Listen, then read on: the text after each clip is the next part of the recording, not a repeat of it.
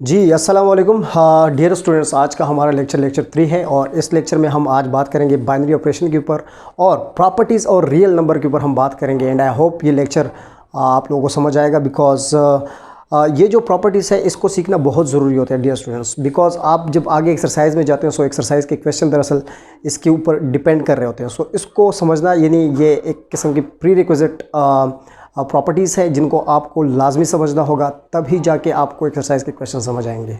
So start करते हैं। सबसे पहले अगर हम बाइनरी ऑपरेशन की बात करें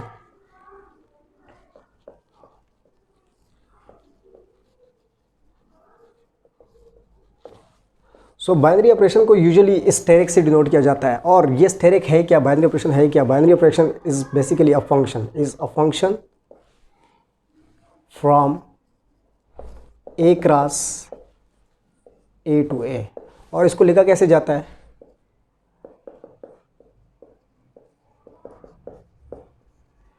अब इसका मतलब समझें।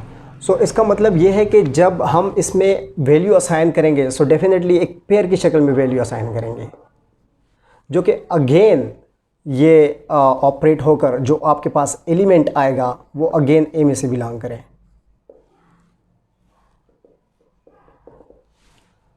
सो बाइनरी ऑपरेशन एक ऐसा फंक्शन है जिसमें हम अगर एक पेयर ऑफ एलिमेंट उसमें असाइन करें और रिज़ल्ट के तौर पर जो नंबर हमारे पास आएगा वो अगेन उसी सेट यानी ए में से बिलोंग करे।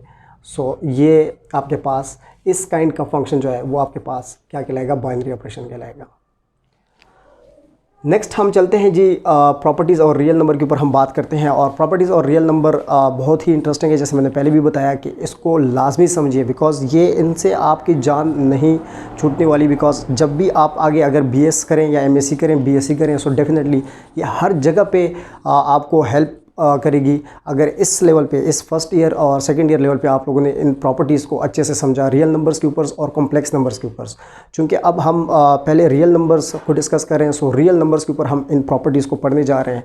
एंड आप कोशिश कीजिएगा कि इस वीडियो को कंप्लीट देखिएगा बिकॉज आज का जो हमारा लेक्चर है वो बिल्कुल कंप्लीट इन्हीं प्रॉपर्टीज़ के ऊपर ही है जिनको मैं जिसमें मैं कोशिश कर रहा हूँ कि आप लोगों को सिखा सकूँ। सो सबसे पहले अगर हम प्रॉपर्टीज़ की बात करें सो प्रॉपर्टीज़ और रियल नंबर्स। अच्छा, इससे पहले मैं आप लोगों को एक बात बता दूं, जैसे कि फॉर एग्जांपल हमने बाइनरी ऑपरेशन की बात की। सो बाइनरी ऑपरेशन आपके पास जो है प्लस या डॉट, ये बाइनरी ऑपरेशन है दो। ये दो बाइनरी ऑपरेशन है और रियल नंबर। लेकिन अगर हम यूनियन और इंटरसेक्शन की बात करें सो ये भी दो बाइनरी ऑपरेशन है और सेट्स। ये बात आप याद रखिएगा बाइनरी ऑपरेशन के हवाले से।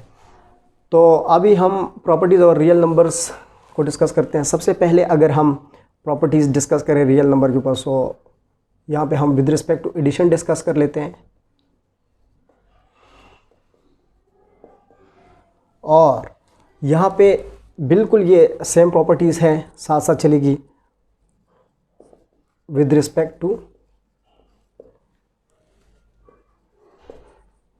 मल्टीप्लिकेशन यानी डॉट। सो सबसे जो पहली प्रॉपर्टी है जी वो है क्लोजर प्रॉपर्टी। यानी क्लोजर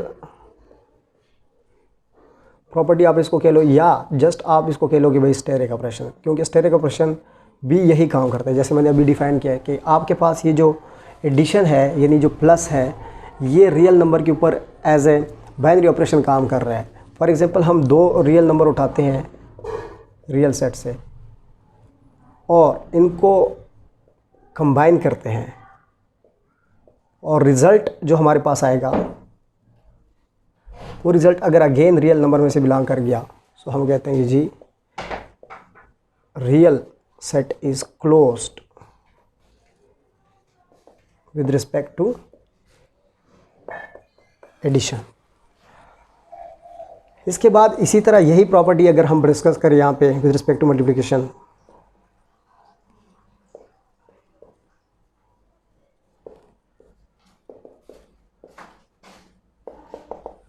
सो होगा क्या कि इसी तरह हम दो नंबर उठाएंगे इन दोनों को मल्टीप्लाई किया, रिजल्ट जो हमारे पास आएगा अगर वो अगेन रियल सेट में से बिलोंग कर गया, so closure property hold in real set. Third second जो इसकी प्रॉपर्टी है, सेकंड प्रॉपर्टी में हम सीखेंगे जी एसोसिएटिव प्रॉपर्टी।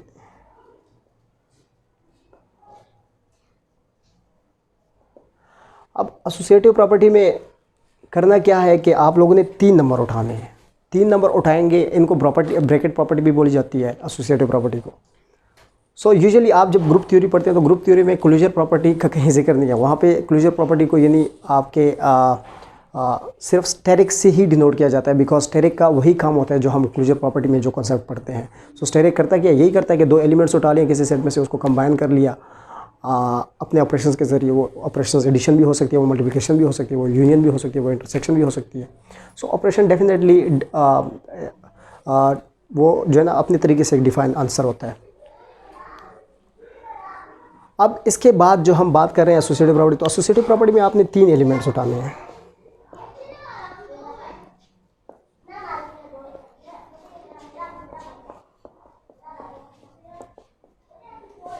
अब इसका क्या मतलब है कि भाई फर्स्ट 2 का आप ब्रैकेट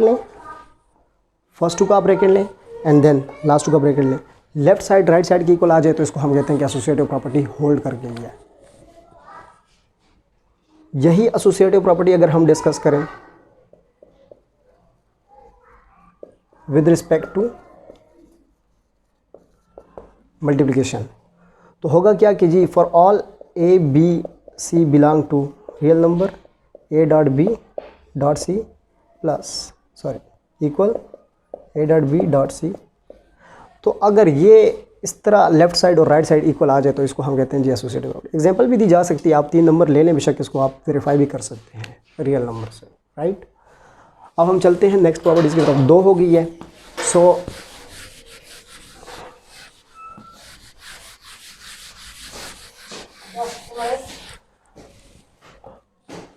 डियर स्टूडेंट्स, थर्ड जो प्रॉपर्टी है इसको हम बोलते हैं एडिटिव आइडेंटिटी। Additive identity. अब एडिटिव आइडेंटिटी क्या होती है जी, फॉर ऑल ए कोई भी एलिमेंट है रियल, लेकिन इसके साथ 0 लाजमी उठाएं। फॉर रियल नंबर्स ए को आप ऐड करें 0 में, सो ए अगेन रिपीट, या फिर आप जो है उसको लेफ्ट साइड से ऐड करें। सो ये आपके पास जो 0 है, 0 इज़ एन एडिटिव आइडेंटिटी। अब ये बात आपको जो है ना मेमोराइज़ करनी है कि 0 एडिटिव आइडेंटिटी है। इसी तरह अगर हम मल्टीप्लिकेटिव आइडेंटिटी की बात करें,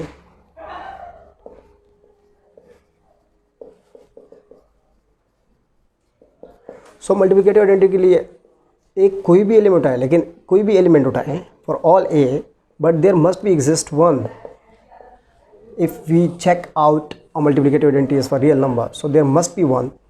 सो 1 होता है डेफिनेटली रियल नंबर में। अब इसको आप कंबाइन करें मल्टीप्लिकेशन के ज़रिए, so again A will be repeat and इधर फ्रॉम लेफ्ट और राइट साइड।